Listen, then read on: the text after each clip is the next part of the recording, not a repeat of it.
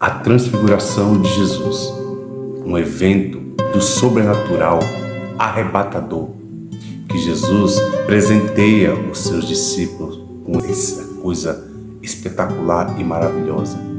Mas esse evento também marca um marco muito grande na história desses discípulos. E hoje eu gostaria de dizer para vocês que todo mundo que se prontifica a andar com Jesus precisa aprender coisas que os discípulos aprenderam naquele dia do Monte da Transfiguração. Então hoje eu quero compartilhar 5 coisas que todo discípulo que anda com Jesus deve saber, baseado naquele evento da Transfiguração. Então a primeira coisa, que nem todos os discípulos de Jesus estão prontos para lidar com o sobrenatural. Jesus, quando sobe ao Monte Tabor para se transfigurar, ele tinha 12 discípulos, mas ele só chama 3, Pedro, Tiago e João. E os outros 9? Provavelmente não estavam prontos a ver aquela coisa maravilhosa, porque nem todos nós que andamos com Jesus temos estrutura própria para ter uma experiência daquele tipo, ao ponto de ir lá em Marcos capítulo 9, a partir do verso número 2, quando ele relata isso, ele diz que a roupa de Jesus ficou tão branca que nenhum lavadeiro da terra seria capaz de deixar aquela roupa tão branca. Uma experiência que eles jamais iriam esquecer na sua existência. A segunda coisa, que quando a gente aprende a andar com Jesus, aprende também a ter discernimento. Porque o texto diz que aparece no Monte da Transfiguração Moisés e Elias. Moisés veio representando a lei, Elias veio representando os profetas. Mas Pedro vira e diz assim: Senhor, é bom estarmos aqui. O Senhor quer que façamos aqui 3 tendas, uma para o Senhor, uma para Moisés e outra para Elias? A pergunta que eu faço é: como é que Pedro sabia quem era Moisés e Elias se ele nunca tinha visto Moisés e Elias? Aqui entra uma lição importante para quem aprende a ser um discípulo de Jesus. Você aprende a ter um discernimento espiritual. Tem coisas que ninguém precisa dizer para você. A gente sabe porque anda com Jesus. Terceira coisa, que todos que se propõem a andar com Jesus, um dia eles precisam ver alguma coisa do sobrenatural. Isso impulsiona o discípulo a continuar com a sua caminhada inabalável. Porque apesar de a gente andar pela fé, ver algo do sobrenatural nos impulsiona, faz com que a gente queira ainda mais se aproximar de Deus. E veja que esses discípulos, eles têm uma experiência que vai mudar a vida deles para sempre.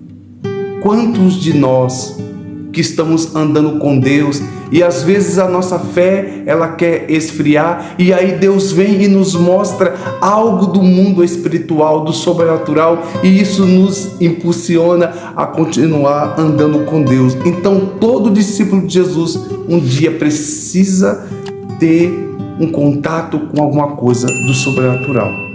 Quarta coisa que todo discípulo que anda com Jesus deve saber: nunca tente eternizar as experiências com Jesus, pois elas são únicas e nunca se repetem. Repare que Pedro, quando ele vê Moisés, Elias e Jesus conversando, ele diz: mestre, é bom estarmos aqui. E aí ele propõe construir 3 tendas.